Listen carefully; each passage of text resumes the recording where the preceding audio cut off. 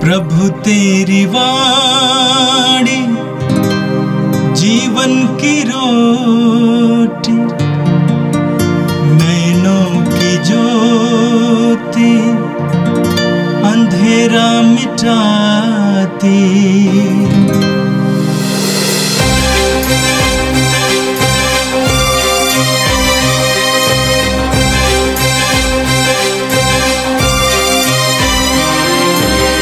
प्रभु तेरी वाणी जीवन की रोटी, नैनों की ज्योति अंधेरा मिटाती।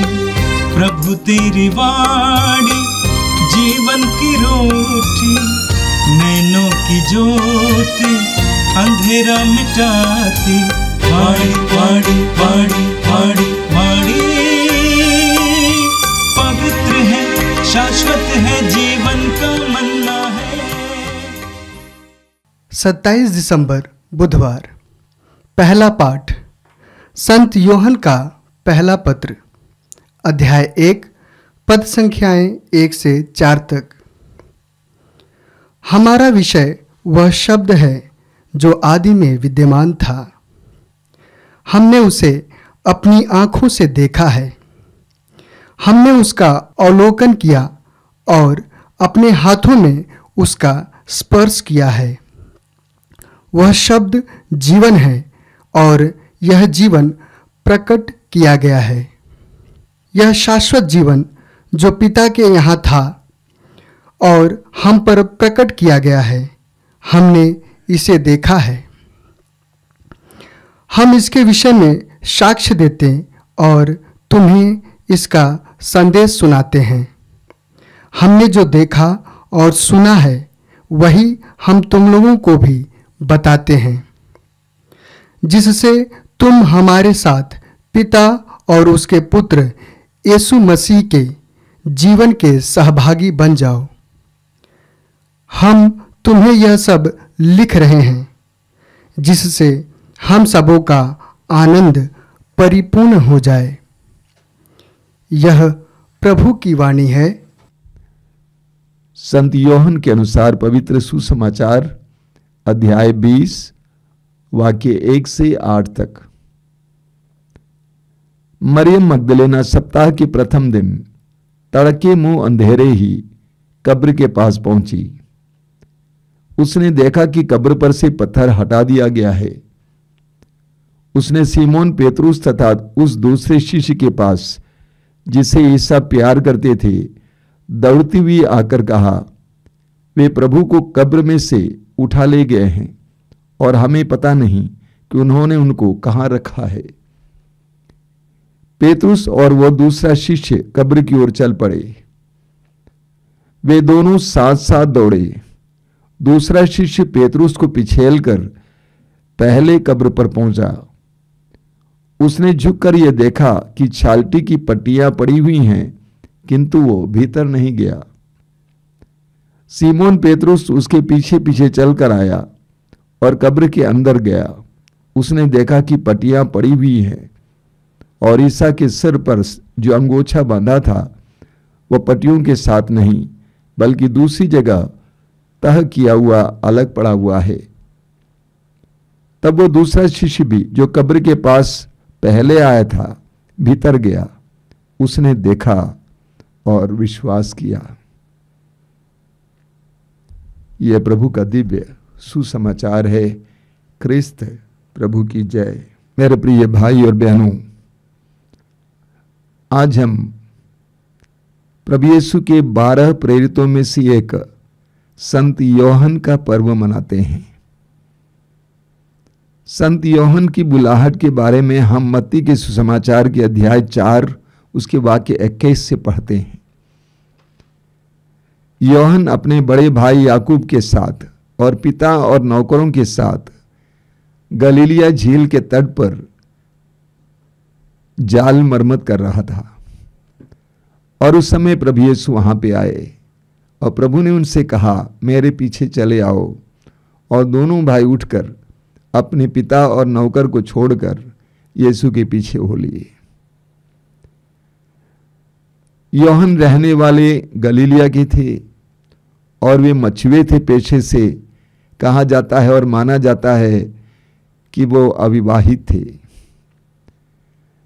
संत यूहन्ना 12 प्रेरितों में से एक थे। प्रभु यीशु के बहुत सारे शिष्य थे, उनमें से प्रभु ने 12 शिष्यों को चुना उनके साथ रहने के लिए। उनमें से एक थे संत यूहन्ना। इतना ही नहीं, उन 12 प्रेरितों में से प्रभु ने 3 को चुना था जो ऐन मौकों पर यीशु के साथ थे, और वे थे पेतरुस, याकूब और यूहन्ना।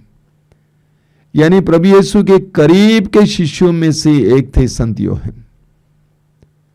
ऐन मौकों पर, जैसा कि जायरूस के घर पे जब जायरूस की बेटी को प्रभु ने जिलाया, ये तीनों उनके साथ थे।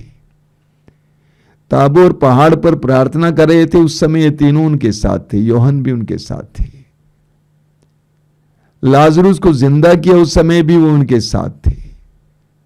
गेत्सेमनी बाग में प्रभु यीशु जब प्राण पीड़ा सह रहे थे, उस समय भी वे तीनों उनके साथ थे। यूहन्ना यीशु के साथ थे। यानी यूहन्ना यीशु के बहुत करीब के शिष्य थे। सुसमाचार में बताते हैं कि यूहन्ना प्रभु यीशु के अंतिम ब्यालू के दौरान, अंतिम भोज के दौरान यूहन्ना यीशु के करीब बैठे हुए थे और अपने सिर को, अपने कान को यीशु की छाती पर लगाए हुए थे। ये सब संकेत है इस बात का कि यूहन्ना कितना प्रभु को प्यार करते थे। इतना ही नहीं, जब प्रभु यीशु क्रूस पर मर रहे थे, 12 प्रेरितों में से केवल एक ही प्रेरित वहां पर उपस्थित था, और वे थे संत यूहन्ना। उन्होंने यीशु को तड़प तड़प कर मरते हुए देखा। और सुसमाचार में हमने सुना, आज के सुसमाचार में यूहन्ना अपने आप को यीशु के द्वारा प्यार किए जाने वाले सबसे महान व्यक्ति मानते हैं, यानी जिसको यीशु प्यार करते थे। ये यूहन्ना का एक व्यक्तिगत अनुभव था। हम जानते हैं 4 सुसमाचार हैं, मत्ती, मार्कुस, लूकस और यूहन्ना का सुसमाचार। माना जाता है कि संत यूहन्ना का सुसमाचार सबसे अंत में लिखा गया सुसमाचार है। मत्ती, मार्कुस और लूकस के सुसमाचार में प्रभु यीशु के जीवन का वर्णन है, प्रभु यीशु के कार्यों का वर्णन है और प्रभु यीशु की शिक्षाओं का विवरण है। लेकिन यूहन्ना का सुसमाचार वास्तव में, हालांकि वहां पर कुछ घटनाओं के बारे में बताया गया है, लेकिन कुल मिलाकर यूहन्ना का सुसमाचार यूहन्ना का यीशु पर चिंतन है। यूहन्ना का यीशु पर चिंतन है। संत यूहन्ना ने 3 पत्र लिखे हैं, छोटे छोटे पत्र, और इन तीनों पत्रों में एक संदेश जो गूंजता है वो है प्रेम, प्रेम, प्रेम। कहा जाता है शिष्यों ने यूहन्ना से पूछा कि गुरुवर, आप केवल प्रेम के बारे में क्यों बताते हैं? यूहन्ना ने कहा, अगर प्रेम है तो सब कुछ है। इसके अलावा यूहन्ना ने प्रकाशना ग्रंथ को भी लिख डाला है। बाइबल का अंतिम ग्रंथ है प्रकाशना ग्रंथ।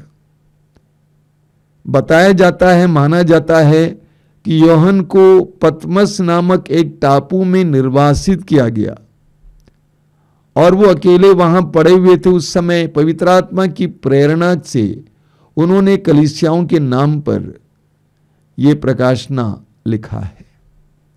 प्रकाशना ग्रंथ पवित्र आत्मा का विशेष कार्य है जो यूहन्ना के द्वारा हमें मिलता है। आज का पहला पाठ यूहन्ना के पहले पत्र के अध्याय 1 से लिया गया था। वहां पर संत यूहन्ना का यीशु के दिव्य अनुभव का वर्णन है। यूहन्ना ने कितनी गहराई से यीशु को अनुभव किया। देखिए क्या लिखा हुआ है।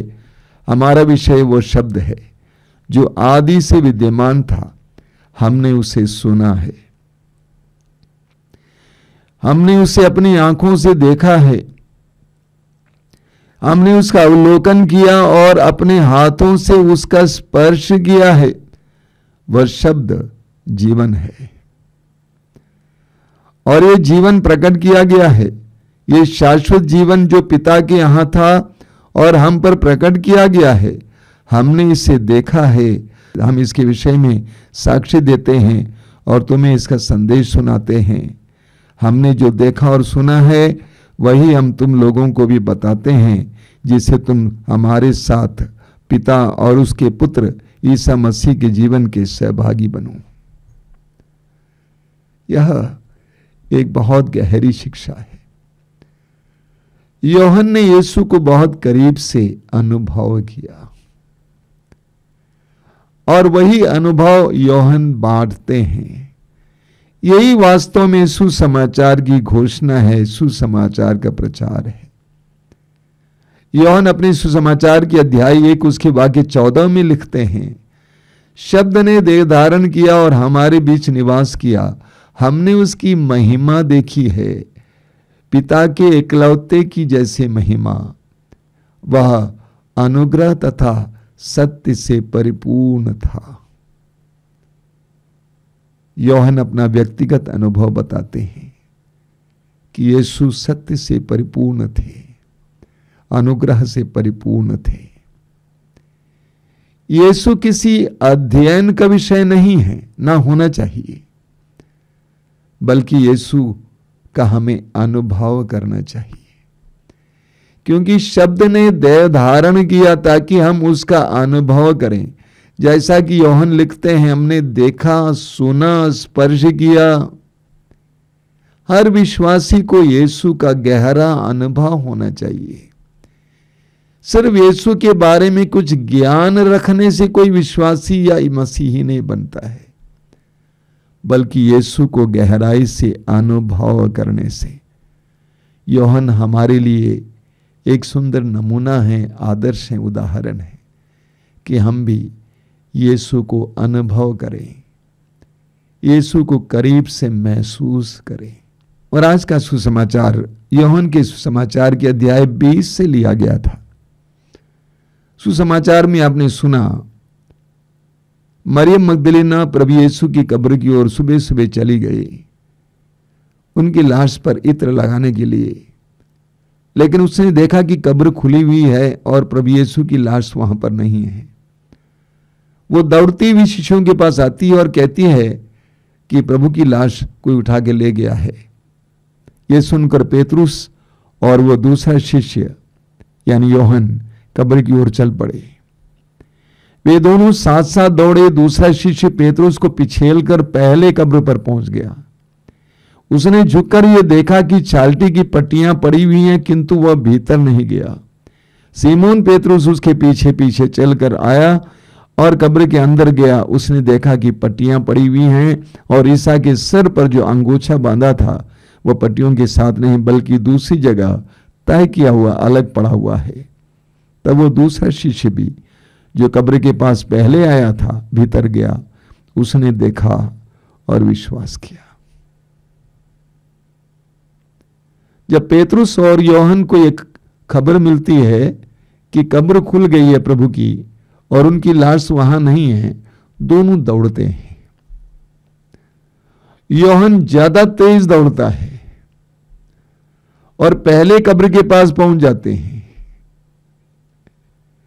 यूहन्ना का ज्यादा तेज दौड़ना और कब्र के पास पहले ही पहुंच जाना और झांक कर देखना कब्र के अंदर क्या है क्या नहीं है, यह यीशु के प्रति उनके प्रेम को फिर एक बार दर्शाता है।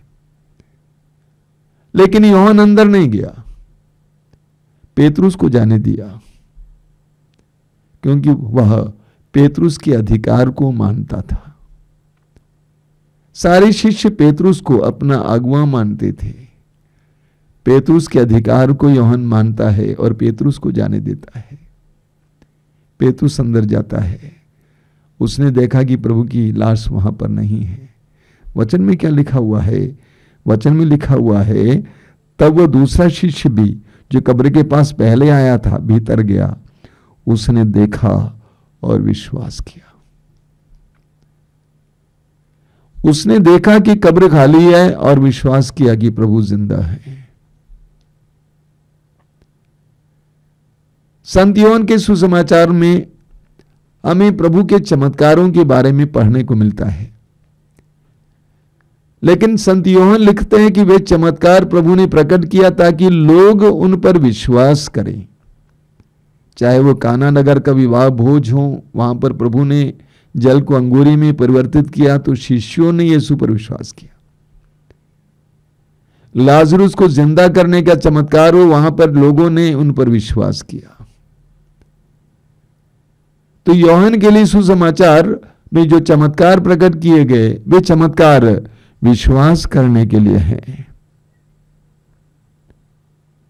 यूहन्ना ने यीशु पर विश्वास किया और यूहन्ना कहते हैं विश्वास करो। यूहन्ना के सुसमाचार के अध्याय 11 वाक्य 40 में प्रभु यीशु कहते हैं, यदि तुम विश्वास करोगे तो तुम परमेश्वर की महिमा देखोगे। यूहन्ना विश्वास पर जोर देते हैं। संत यूहन्ना के पर्व के अवसर पर हम लोग विशेष करके प्रार्थना करेंगे। सबसे पहली बात कि प्रभु हमें ये कृपा दें कि हम प्रभु को करीब से अनुभव कर सकें। प्रार्थना के द्वारा, पवित्र वचन के पाठ और उस पर विश्वास के द्वारा यीशु को करीब से जाने और अनुभव करें। दूसरा, ये विश्वास करें कि प्रभु के वचन में लिखी हुई एक एक बात सत्य है। प्रभु के एक एक वचन में ईश्वर के राज्य का रहस्य छिपा हुआ है। आइए हम प्रार्थना करें। प्रभु यीशु धन्यवाद देते हैं आज के सुंदर दिन के लिए। संत यूहन्ना के वरदान के लिए धन्यवाद देते हैं। उनके लिखे हुए सुसमाचार के लिए धन्यवाद देते हैं। उनके पत्रों के लिए धन्यवाद देते हैं। प्रकाशना ग्रंथ के लिए धन्यवाद देते हैं। हम तुझसे प्रार्थना करते हैं, यूहन्ना की तरह यीशु केंद्रित जीवन जीने के लिए, तुझे प्यार करने के लिए, तुझे स्पर्श करने के लिए, तुझे देखने के लिए, तुझे सुनने के लिए हमें कृपा दीजिए। ये प्रभु यीशु वचनों को सुनने वाले मेरे भाई बहनों को आशीर्वाद देना। आज का संपूर्ण दिन उनके लिए आशीष का दिन बने। आमीन। प्रभु तेरी वाणी जीवन की रोटी, नैनों की ज्योति अंधेरा मिटाती। वाणी वाणी वाणी वाणी